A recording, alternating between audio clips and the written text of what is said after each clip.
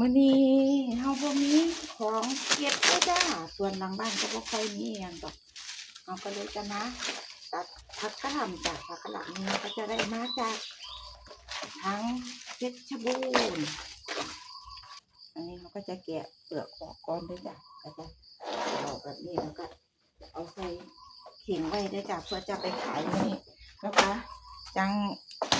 ใบเขาก็จะเอาให้ปลาเด้อจ้ะอันนี้เขาก็จะรับมาแค่รอบละถุงเพราะว่าขายหมดแล้วก็หมดเลยพอดีอยู่วัดมีงานกฐินเด้อจ้าพ่อบ้านเพิ่นก็จะไปเปิดเครื่องเสียงอยู่ที่วัดเด้อจ้าส่วนบ้านสวนฝิ่นก็ต้องเอาคลิปมาพากย์ใหม่เพราะว่ามีเสียงเพลงเข้ามาเด้อจ้าแล้วก็จะเตรียมผักเพื่อจะตัดไปตลาดเพราะว่ามื้อนี้พ่อบ้านเพิ่นติดงานเครื่องเสียงเพิ่นก็สิได้คุมเครื่องเสียงแล้วก็บ่ได้ไปช่วยเราอยู่ตลาดเด้อจ้าเราก็เลยต้องเตรียมพร้อมไว้ก่อนแล้วอีกอย่างหนึ่งคุณยายเพิ่นก็จะไปช่วยงานอยู่วัดส่วนบ้านสวนฝิ่นก็ต้องจัดการของที่อยู่บ้านเด้อจ้าเพื่อที่จะเอาไปตลาดถ้าไปนำกันเบิดซุคนเราก็บ่มีคนหารายได้เด้อจ้าเพราะว่าหารายได้ตรงนี้เราก็ต้องเอาไปทำบุญนำเด้อจ้ามีเพิ่นสั่งผักเราก็เอาผักไปช่วยเพิ่นบางส่วนเด้อจ้าส่วนขายก็ขายส่วนช่วยก็ช่วยคือกันเด้อจ้ามื้อนี้ก็สิตัดกะหล่ำจ้าตัดกะหล่ำเสร็จแล้วก็จะตัดผักกาดอันนี้กว่าจะได้เงินเด้อจ้าอันนี้ตัดออกมาน้ำหนักก็สิหายไปหลายอยู่คือกันเด้อจ้าแล้วอีกอย่างหนึ่งช่วงนี้ผักก็จะมีราคาก็ขึ้นๆลงๆอยู่จ้าอันนี้ก็ตัดกะหล่ำไปก่อนบ้านสวนฝิ่นก็บ่ค่อยมีผักให้เก็บปานใดเด้อจ้าเพราะว่าหลังบ้านก็ยังปลูกบ่ได้ส่วนโหระพาเราก็ตัดเล็มไปจนเหี่ยนเบิดแล้วจ้าจนบ่มีที่ที่ให้ตัดแล้วจ้านี่กะหล่ำหัวสวยๆเลยจ้าเราตัดออกมา ส่วนเวลาการตัดเราก็ต้องระมัดระวังเพราะว่ามีดก่อนที่จะเอามาตัดบ้านสวนฝิ่นก็ทำการรับมาเรียบร้อยแล้วเด้อจ้ะเขาก็จะมีความคมพอสมควรแล้วเวลาเราตัดเราก็จะค่อยๆแล้วก็ต้องระวังนำเด้อจ้ะบ่ให้เจ้าของบาดเจ็บอันนี้ก็จะมีทั้งหัวใหญ่หัวน้อยเด้อจ้ะสำหรับกะหล่ำเดี๋ยวบ้านสวนฝิ่นตัดเสร็จแล้วจะพาไปเบิ่งส่วนใบนี้เขาก็จะ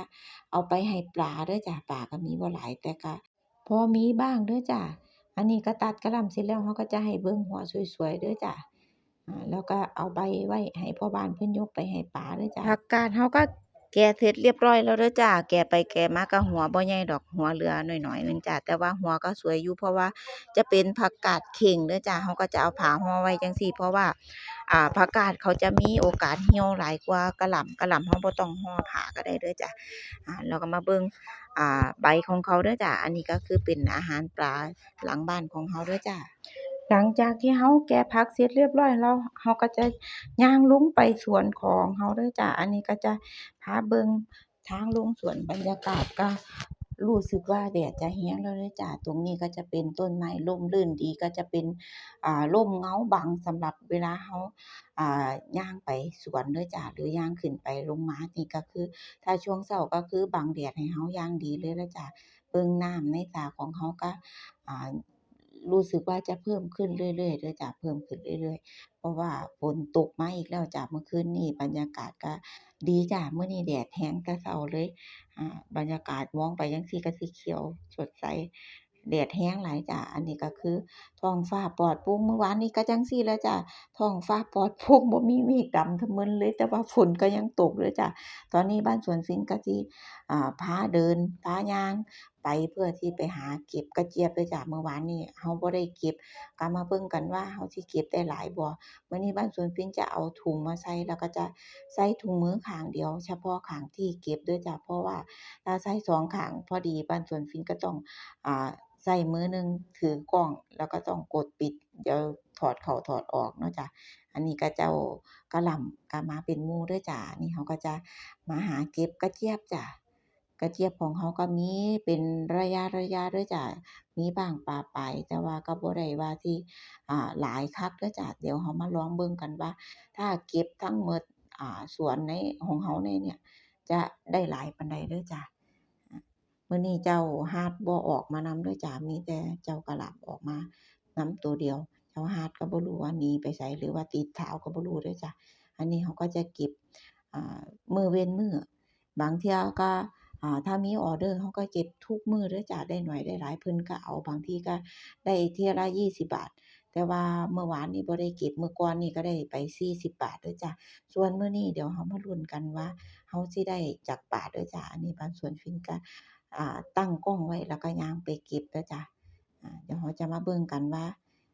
อันนี้แค่น้อยเดียวเด้อจ้ะเดี๋ยวเราจะไปเก็บกันต่อเพราะว่าถ้ามัวแต่มาถ่ายคลิป